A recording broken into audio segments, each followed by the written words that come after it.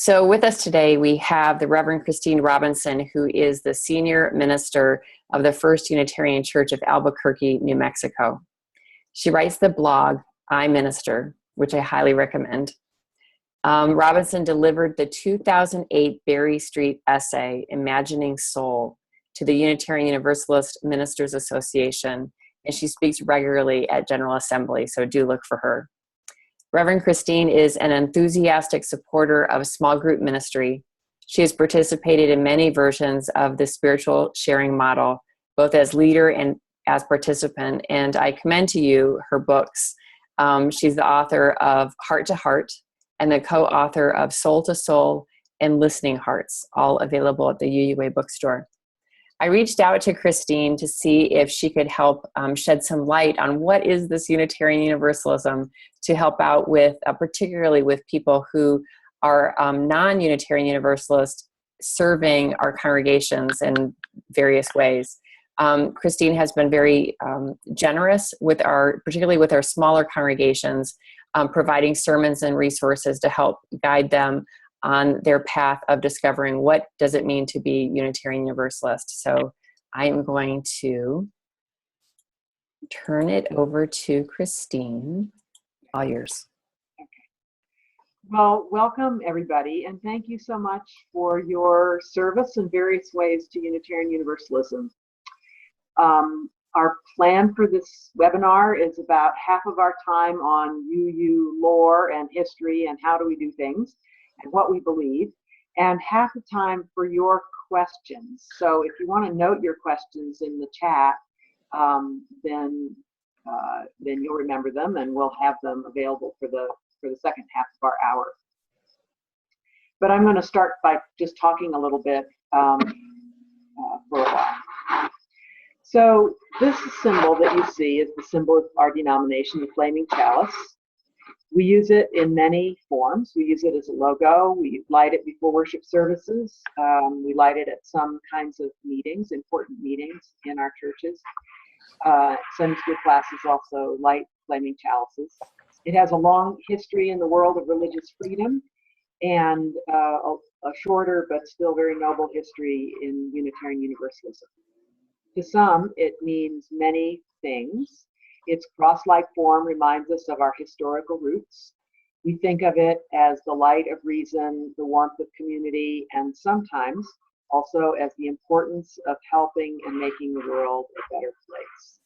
So can we see that chalice, Tandi, the next one? Yes, one moment. Here you go. So I want to tell you quickly about our history and theology by using this graphic.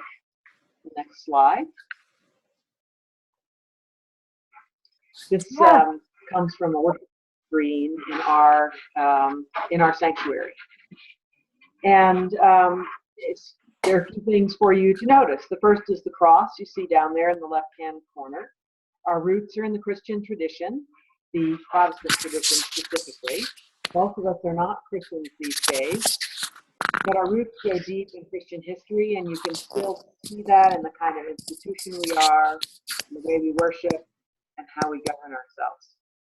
We're very much more like Baptists and Presbyterians than we are like Buddhists or Taoists or Hindus or even Jews.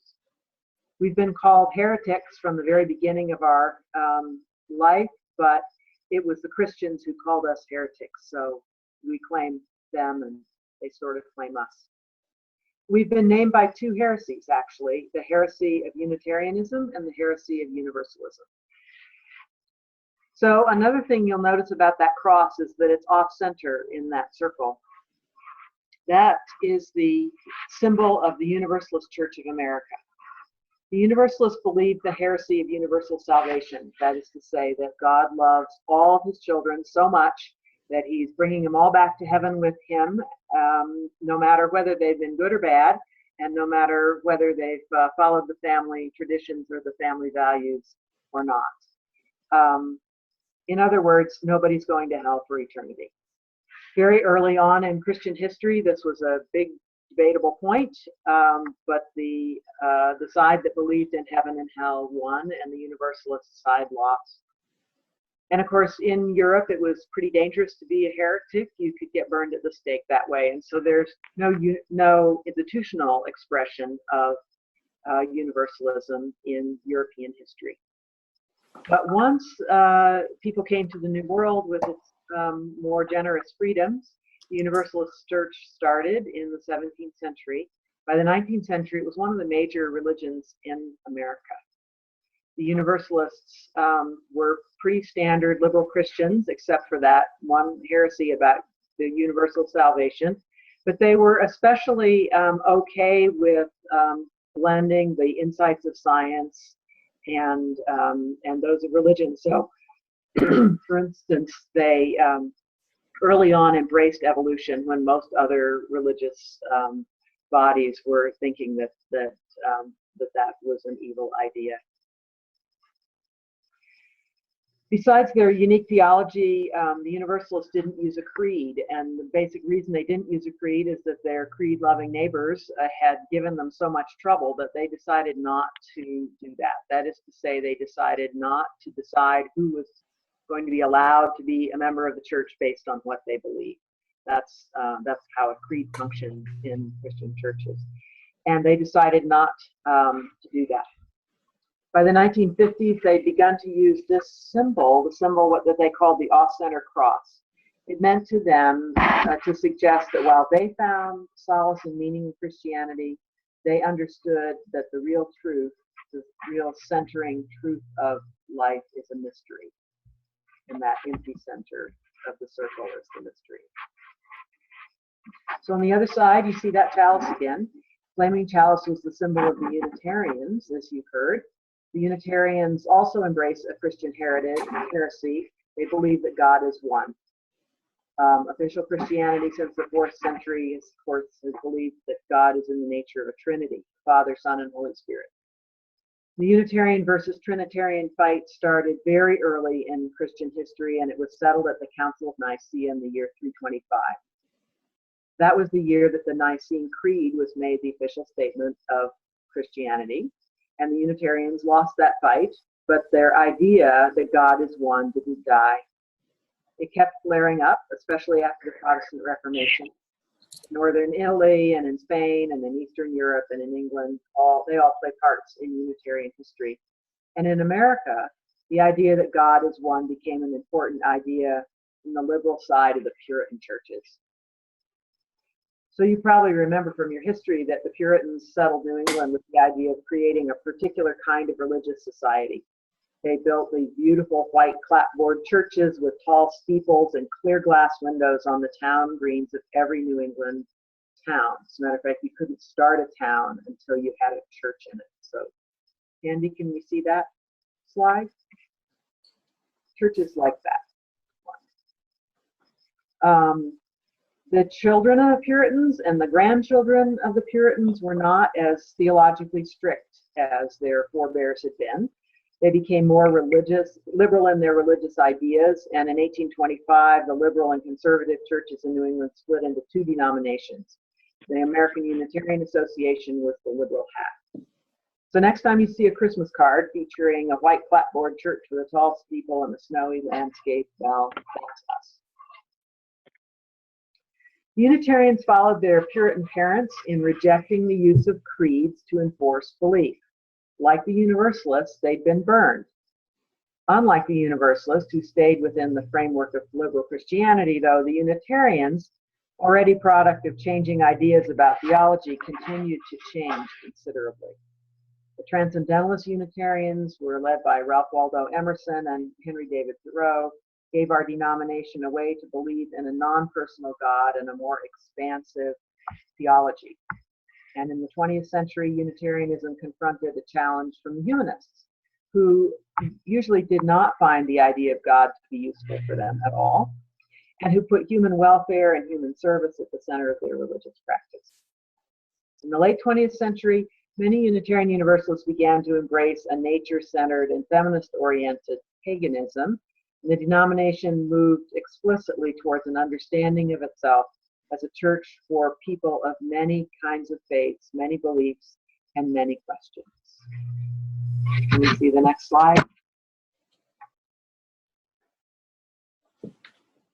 So the circles, in the meantime, the Unitarians and Universalists, both denominations that did not use creeds, merged in the middle of the 20th century into the Unitarian Universalists. That's who we are now. The figure of the coming together of the two circles, of the two symbols, each with it in its own circle, is a symbol of that merger. The Unitarian Universalist Association was formed. It consists of about 1,000 congregations concentrated in New England, but with major concentrations in the Pacific Northwest, in the Rocky Mountains, and on the East Coast. There's that map. Nearly every American community of over 100,000 persons, and some smaller, have at least one UU congregation. About 1/15 of 1% of the American population belongs to the Unitarian Universalist churches. About 3 times that many people think of themselves as UUs. We saw a lot of them on last Sunday. Besides congregations, there are 2 theological schools, there are a couple of dozen camps and conference centers, there are many special interest groups, social justice projects, and some very venerable institutions that are deeply a part of who we are. So we're small, but we hope influential for the values of liberal religion, which are tolerance and justice, openness to the future, use of reason, use of the democratic process. And you may notice a striking similarity between this map and the political maps you've been seeing during the past campaign. There is a difference between liberal religion and liberal politics, but there is a lot of overlap. Our congregations, like the places they are, tend to swing politically liberal and must make an effort to welcome political moderates and conservatives. As to what we believe, that's always a little bit tricky because remember, we don't have a creed. It's unusual in this Christian society and it's often confusing. People ask, well, how do you have a church if you don't believe the same things? And to explain that, I want to tell you about my favorite elephant. So this is the elephant that was once visited by 5 blind men who wanted to know what an elephant was like. This is an old Hindu story. You probably know it. So the first man approached the elephant with his hands up in front of his face, and he found the side of the elephant, and he declared that the elephant was like a wall. And the second man bumped up against a leg, and he said, no, the elephant's not like a wall, the elephant's like a tree trunk. And the third approached the swinging trunk and declared that the elephant was really like a fat hose. And the fourth found the tusk first and declared that the elephant was like a spear. The last one caught the tail of the elephant, and he was sure that the elephant was like a rope. And then, of course, they got into arguing about who was right, because that's the way we human beings seem to be. When, of course, they were all partly right, and with a very good reason to believe what they did, but they also were all wrong. So the English poet John Sachs wrote this little ditty about this story.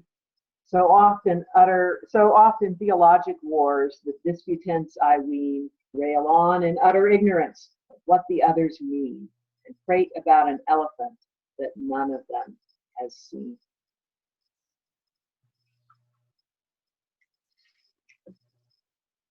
So the Unitarian Universalists take all these things very seriously when it comes to our theology.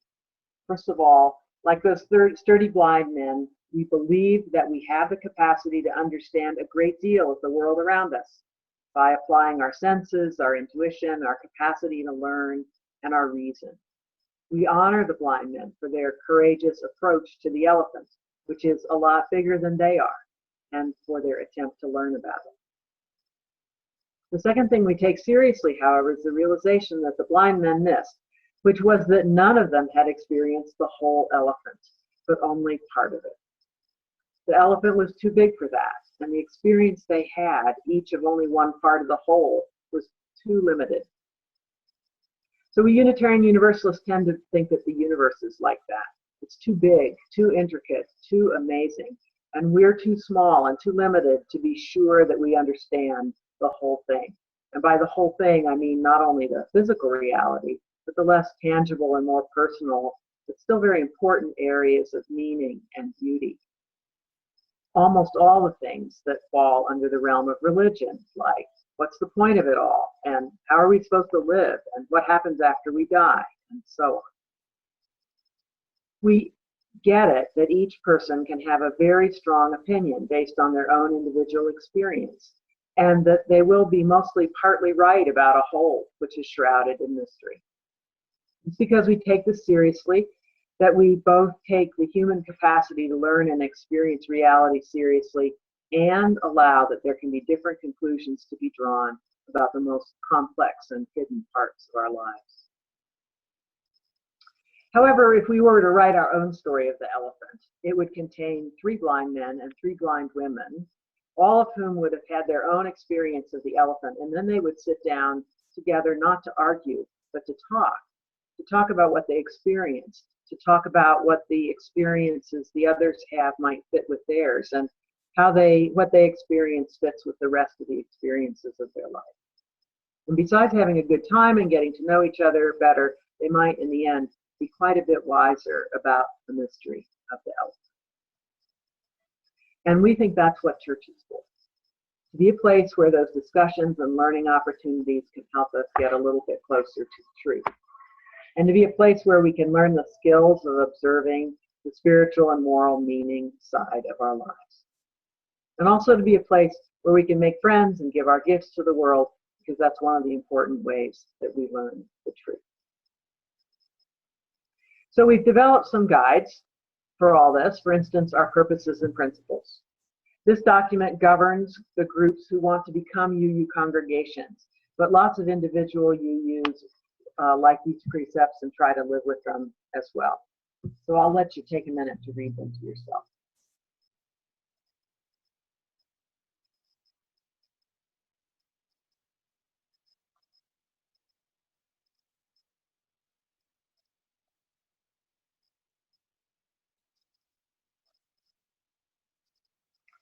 What we don't have is a creed. That creed being a statement of beliefs to which everyone in a particular religious body has to say they agree with or believe, or else they're not allowed to be members. Christians rely heavily on creeds, and so that's what we're used to in the society, although other world religions do not rely heavily on creeds at all. In any one church, though, the people tend to believe more or less the same thing. If someone starts to disagree with those things, they can be kicked out of the church. And if you remember what I told you about UU history, you'll remember that both the Unitarians and the Universalists believed things that were contrary to the beliefs of the official Catholic and then various Protestant churches. The Unitarians believed that God was one, not 3, and the Universalists believed in universal salvation, and they didn't believe that sinners or heretics went to hell after they died. And in the course of holding on to those beliefs, they had to develop some skepticism about creeds, of course, since they themselves weren't adhering to the standard creeds. And when they were able to build their own congregations, they decided several times in their history not to enforce uniformity of belief, but to honor the individual conscience when it came to spiritual and moral things, and to trust the workings of an open community to be helpful to everyone as they all worked out what they believed and how to live. So, Unitarian Universalists don't all believe the same things, and it's a little hard sometimes to pin us down. Generally speaking, in my experience, a little under a third of us have a fairly traditional understanding of a personal deity, God or goddess, who hears prayers, loves us, communicates with us, helps us, those kinds of things. A subset of that group are liberal Christians, who especially honor Jesus' life and teachings. A little more than a third are people who have no use at all for the idea of God. They might be atheists or agnostics, but if they're agnostics, they're agnostics who lean against believing that there is any kind of a deity. A goodly portion of those folks think of themselves as humanists. They believe that human nature and human reason and potential are kind of the top values of the universe. About a third of UUs believe in an abstract sort of a deity, a higher power, an ongoing principle, a Tao or process at the heart of the universe, which is our job to discover and live by. So that's a lot of different beliefs, and that's just their beliefs about God. But it's okay with us. We actually think that that theological diversity enriches us and makes us strong. So our 1,000 congregations are all part of the Unitarian Universalist Association, which is based in Boston. Our congregations have much more independence than congregations of most American denominations, but we do band together to do things like produce hymnals and credential ministers and support church staffs, write curriculum, make insurance and retirement plans available, and help congregations serve the larger world. The UUA is governed in a democratic fashion by a board of trustees and general assembly, which meets each year in June, and this is a picture from the opening ceremony of a general assembly. The UUA, as we call it, offers a good deal of support to local church staffs, and the support's available to anyone who works in a UU congregation, regardless of their own religious affiliation. Health, life, and disability insurance, for instance, a retirement plan, help with the complexities of church finance and administration, and so on. The UUA also hosts staff groups, for instance, the Musicians Network, the UU Administrators Network, UU Membership Professionals, and Ministers and Religious Educators groups. And also, and once again, people who work for church staffs are invited to join those groups, whatever their own religious beliefs are. And here's one thing we want you to know. All those groups have ethical statements and standards to which their members are required to adhere and are generally a part of the expectations. In particular, we don't tolerate sexual misconduct on the part of any of our professionals. This is a complicated topic, but it's a really important one. And if you feel like sexual misconduct is going on around you, we urge you to look into the policies of your congregation about that. And if you need further help, to contact the UUA staff. Mostly the different professional staff groups support their members with information and resources and collegiality. Their email groups, for instance, which can answer common questions, their Facebook pages, and so on. These can all be very rich sources of help in your work, and we urge you to find them and belong to them. Lots of our support comes through regions these days. This is the map of our regions. And our region, my region and Tandi's region is that Pacific Western region. As you see, it's pretty big. The smaller regions to the east, people get to know each other a little bit better. The staffs of each of the regions are scattered throughout the regions, so you need to find out which regional staff is kind of attached to your church. So that is what I had to say, and I'm ready to, or Tandi and I together are ready to answer questions you have about those or any other things that you've been wondering about in your positions as non-UUs working in a UU's congregations, or in one case, in an ethical culture congregation. Right. So if people want to unmute, you can do that over if you click on the bottom where it says manage the participants, you can click on that and it will unmute you. So if you've got a question for Christine, go ahead and unmute and ask a question, or you can write it there in the chat box.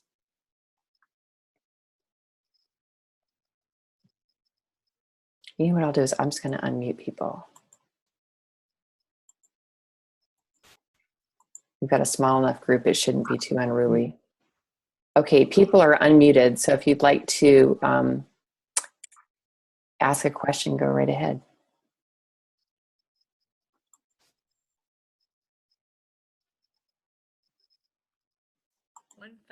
Congregations? We have 1,000 congregations, yes, and 100,000, roughly 100,000 Unitarian Universalists within those 1,000 congregations. Okay.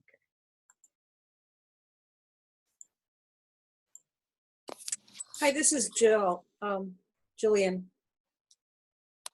Hi. Hang on a second.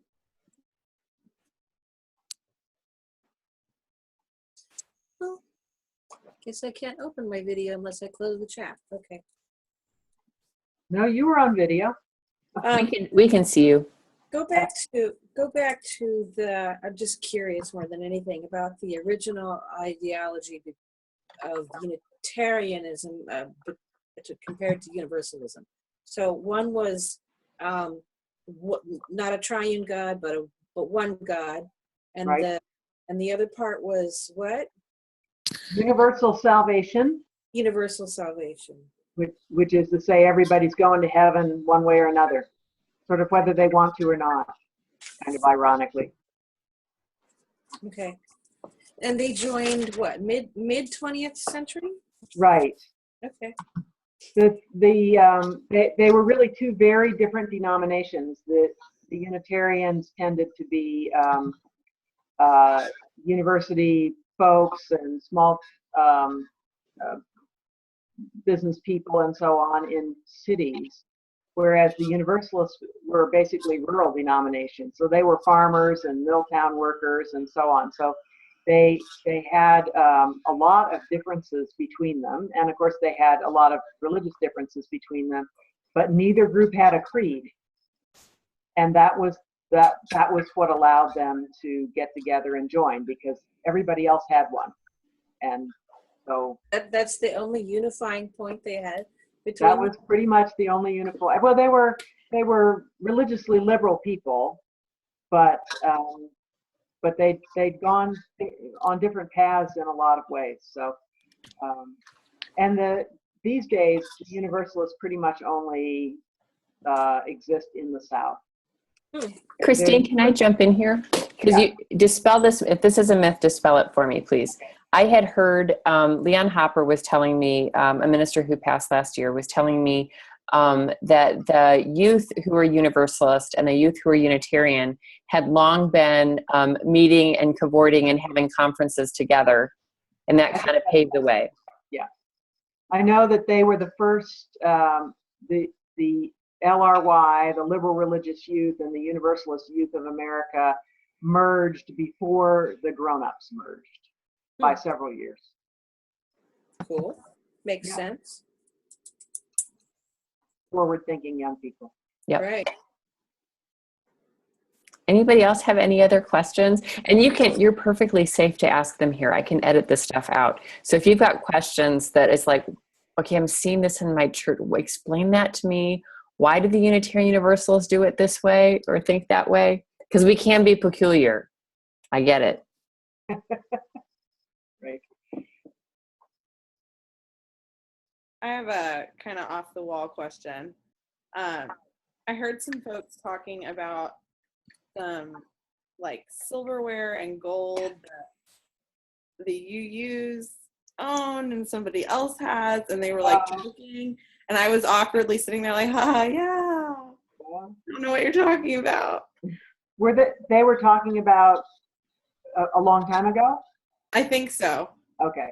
So the Puritan churches of New England were tax-supported churches. They were like public schools. Everybody assumed that it was good for the town to have a church, and there was one church, and everybody went to it. And some of those churches became quite wealthy, and they had silver communion services and membership books going back to 1640 and stuff like that. But those grandchildren of the Puritans who got in a theological fuss, and they ended up splitting into the liberals and the conservatives. So each democratically organized church had to hold a vote as to whether the church was going to become Unitarian or Congregationalist. And whoever won got the silver and the books going back to 16 whatever and so on. So there were some hard feelings. About 3/4 of the New England churches became Unitarian, and 1/4 became Congregationalist. And now the Congregationalists evolved also, and they also merged with others, and they're now the United Church of Christ, and they're now our next door best friends. But in 1825, everybody was at odds with each other. And who got the silver is still discussed with, sort of fake acrimony in New England. It's kind of one of their in-jokes about who had the silver and who had the books. And there had to be court cases to settle some of these things. It was unpleasant. So that's what you were hearing. An old story. Gotcha. Thanks.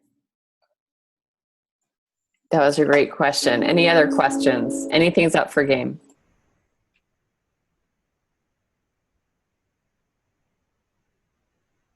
I have an observation, interesting observation.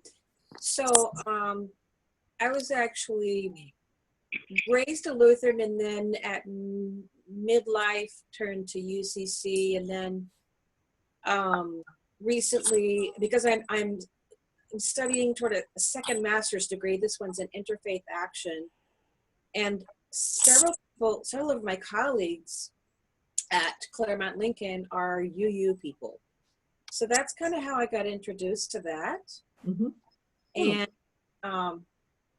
And then I got a position in this church. So and I've been here just 2 months, but I've done a lot of reading, and I had done a lot of reading about UU before I even applied for the job, because I wanted to see what it was about. And then we went to plan our curriculum for this year, and a couple of our congregants who ended up being teachers wanted to teach Babylonian. And I was like, teach what? Babylonian? Babylonian. Is that a curriculum? Yes. Okay. I'd never heard of it. I hadn't read anything about it. And it turns out they're basically studying the Bible. It's, the term comes from the mix of Nickelodeon and Bible. Okay. And I mean, it's a curriculum. You pay for it. It's, people use it out here a lot. And I just was I found it very interesting, because I know a lot about the Bible because I was raised with it. And now we have these teachers who want their kids to at least know what that is, because apparently they get kind of sort of almost questioned, I guess, at school and stuff for not knowing anything about the Bible. And Right. So they're approaching it from a historical viewpoint and just learning about it to increase their literacy about it, I guess. I found it very interesting. I didn't even, and then of course I realized a long time ago that there's that Judaism and Christianity have, come into the picture. They were the historical roots of the tradition. So it all makes sense, but it's just, I just found it kind of curious. It's I'm a credentialed religious educator, so know a bit about the curriculum, and it's used in a couple of our larger, really respectable, I might say, congregations.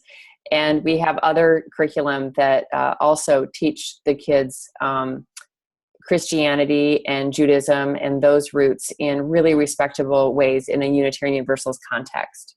So Yeah. that is a curriculum that I would recommend. Well, they're doing it, so it's cool. Usually our religious education goals, of course, they're differing in each church, but among them are sort of religious literacy. We want kids to know enough about the Bible so that they catch on to the Shakespeare and all the different quotations that we use of the Bible, and they have some sense of what's a gospel and what's the Old Testament and what stories are being told. We also want them to know something about Jewish literature and some of the other great books of the world, and also the holidays and ceremonies and different practices of different religions, because our world is getting smaller and smaller, and it's important that we know that. We also want our kids to know our own history, of course, and our own values, but we want them to be able to get along with their compatriots in school and on the playground and so on, and have a good sense of their sacredness of their own bodies, and things like that. So there are a bunch of different goals that we hope a child who's with us for all their growing up years will have met. Yeah, I've kind of put those pieces together. I don't have any other questions right now. I don't know if anybody else does. It's really late here. It's almost 11. So. Oh gosh. Okay. You all have commitment there, those of you who are tuning in from back east. Appreciate that. Really. And it's been a hard week, I know. No kidding. Yeah. Yeah. Any other questions before we close? All right. Well, I want to thank Reverend Christine. Thank you so much for coming on and sharing your wisdom. I love your stories. I love your framing. Thank you. You're very welcome. And thank you all for caring enough to want to learn more. Appreciate it. All Thanks. right. You all be well. And we're going to edit this down and make it available for others to enjoy and learn more about our faith. Thank you. Good night. Thank you.